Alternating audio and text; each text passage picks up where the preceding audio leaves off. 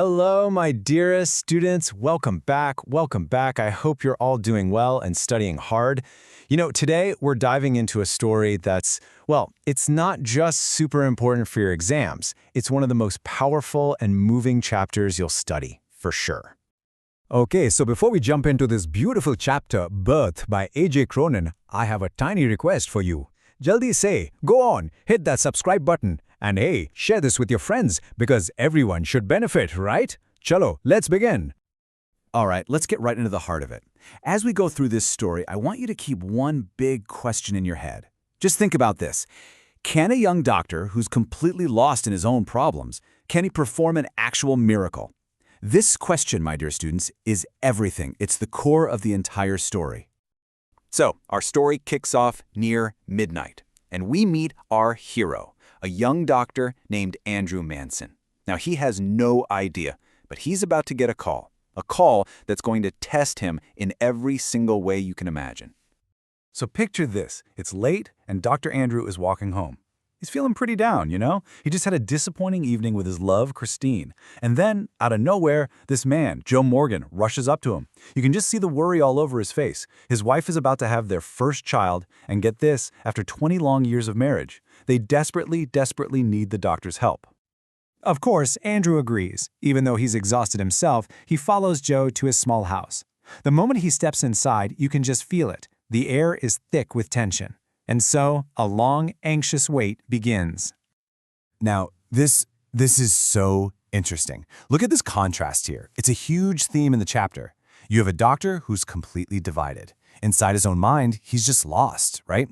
He's thinking about all the failed marriages he's seen. He's confused about Christine and his love life. He's feeling totally dull. But in the real world, in that room, it's a high-stakes waiting game. A mother and her baby's lives are on the line, and the poor father is just pacing back and forth outside. It's a total clash of worlds.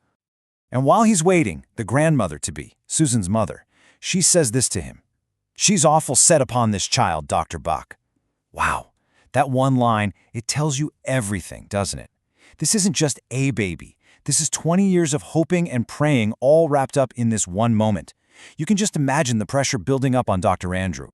And here we go. This is it. We've reached the climax. The moment of the birth finally arrives, and this is where everything goes horribly wrong.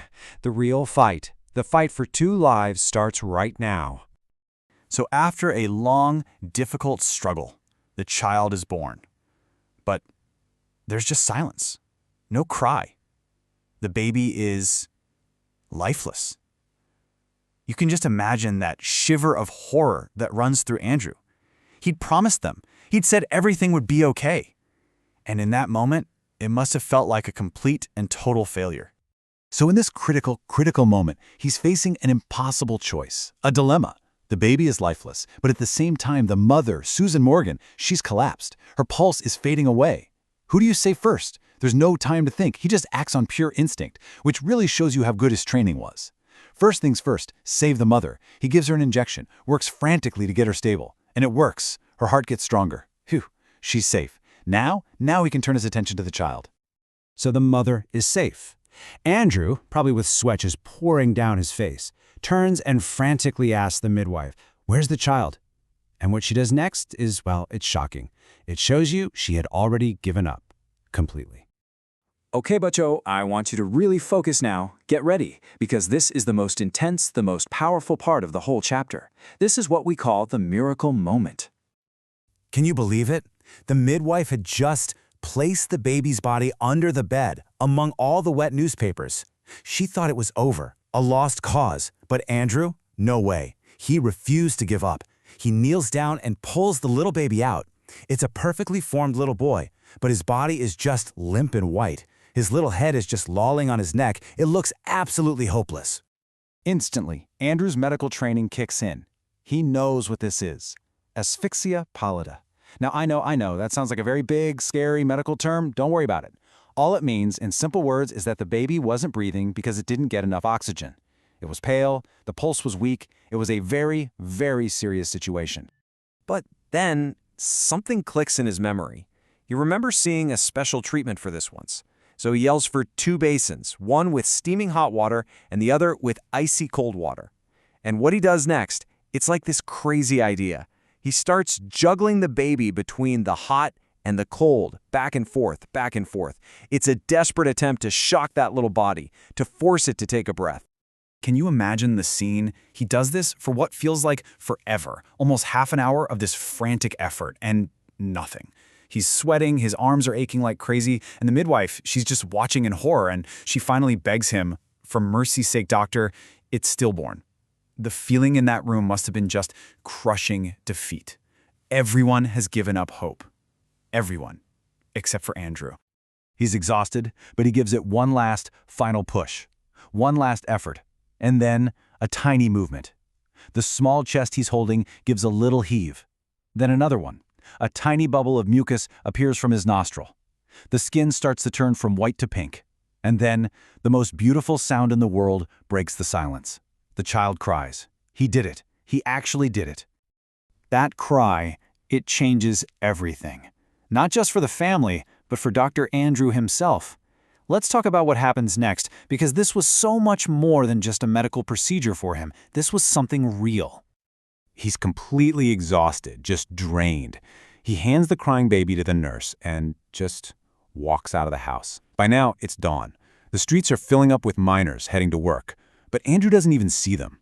He's in his own world, leaving all that chaos behind him, feeling this incredible mix of exhaustion and pure triumph. A new man is walking into the morning. And this is the thought that's just echoing in his mind over and over. I've done something real at last.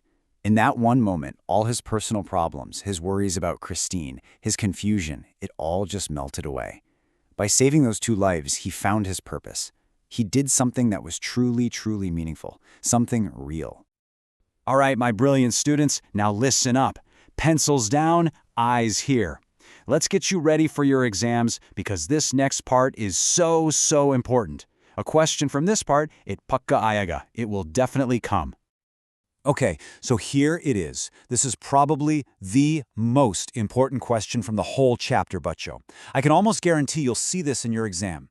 The question is, I have done something real at last. Why does Andrew say this? What does it actually mean? Let's break down the perfect answer together, okay? It's actually really simple when you break it down. Your answer just needs to hit these key points. Point number 1, he saved 2 lives against absolutely impossible odds, right? Hope was gone. Point number 2, this was a huge moment of professional and personal achievement for him. It proved what he was capable of. Point 3, and this is crucial, this act had a real purpose and meaning, completely unlike all the confused thoughts swirling in his head. And that leads to point 4, he felt truly fulfilled. He felt like a real doctor for the first time. And finally, the last point, it was a true miracle, not something you just read in a textbook. It was real. If you cover these points in your answer, trust me, you are getting full marks. Great job, Bacho. You've done it. You are now fully prepared for this chapter. I am so proud of all of you. Now, don't forget to hit that like button and share this with your friends. And seriously, if you have any questions at all, just pop them in the comments below. I'll be there to answer them. All right, I'll see you in the next one. Keep up the great work.